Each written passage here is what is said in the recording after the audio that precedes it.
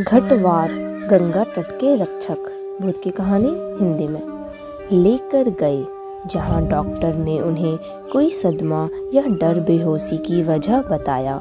ये सुनकर सब हैरान थे कि सदमा या डर किस बात का लगा उन्हें, और सब मिलकर केवल उनके होश में आने का इंतजार करने लगे।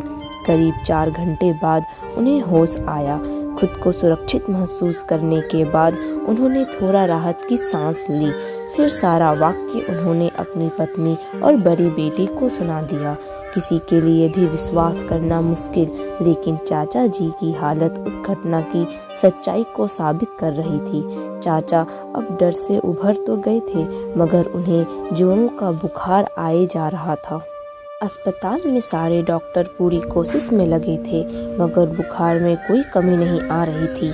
काफ़ी कोशिश के बाद जब उनकी हालत में कोई सुधार नहीं आया, तो उनके बड़े बेटे ने तांत्रिक का सहारा लेने का फैसला किया। ना जाने कहां से ढूंढकर वो एक तांत्रिक को लेकर आया। देखने में वो एक साधारण आदमी लगता था, कोई खास बात उसमें दिखाई नहीं देती थी, मगर उसके काम अचूक थे। वो सुबह अस्पताल में आया और थोड़ी देर चाचा जी से बात की और फिर चला गया।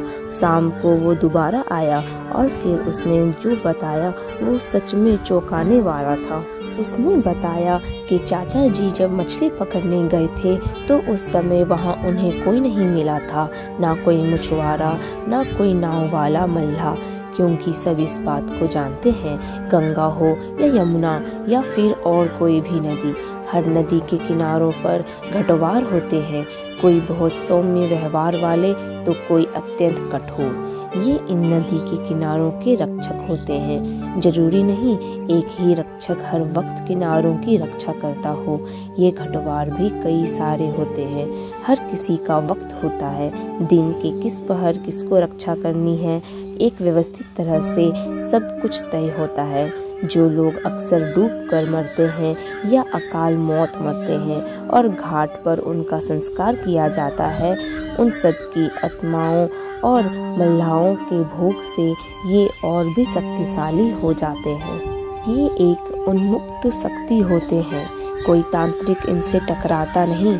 अगर ये किसी पर नाराज भी होते हैं तो तांत्रिक केवल इन्हें खुश करके ही इनका साया हटा पाते हैं।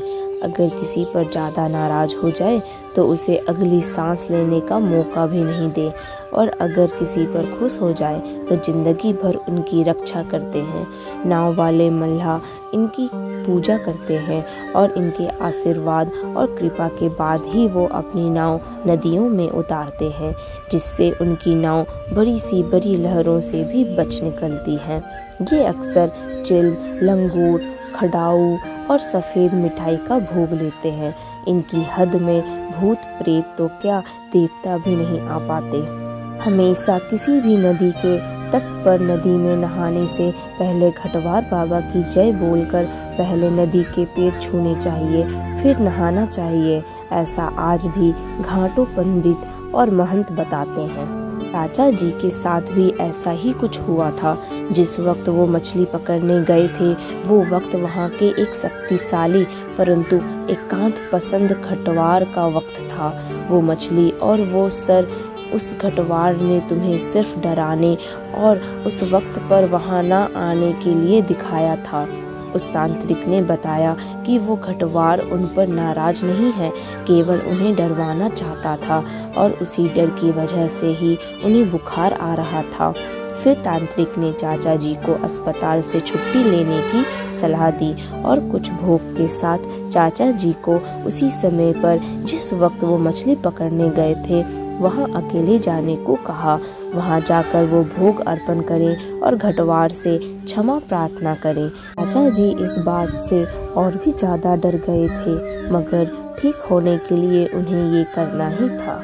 अगले दिन चाचा जी उसी समय पर सारा बताया गया सामान लेकर वहाँ गए और जल्दी जल्दी क्षमा याचना की और तेजी से वापस अपने घर को लौट आए बिना पीछे देखे। उसके बाद उनका बुखार भी उतर गया और उन्होंने दोबारा उस समय पर वहाँ ना जाने का निश्चय किया। दोस्तों, घटवार बाबा की इस घटना की पुष्टि के लिए मैंने अपने गुरुजी और अपने कुछ जानकारों से पूछताछ की। उन्होंने भी इस बात की पुष्टि की और मुझे सबूत के तौर पर उदाहरण भी दिए, जैसे कि वहाँ मौजूद एक पेड़ जिसकी जड़ आधे से ज़्यादा जमीन से बाहर है और वो पेड़ गिरा हुआ प्रतीत होता है। उसकी डालें गंगा नदी के पानी को छूती हुई है। जो कोई भी उसे पहली बार देखता है उसे इस बात का अचंभा अवश्य होता है कि ये पेड़ तो लगभग गिरा हुआ है, तो फिर हरा कैसे है? इसे तो सूख जाना चाहिए। लेकिन वो हरा सिर्फ वहाँ मौजूद घटवार बाबा की कृपा से है। घटवार बाबा की कृपा की और भी घटनाएं प्रचलित हैं जो कि किसी बात की पुष्टि की मोहताज नहीं है।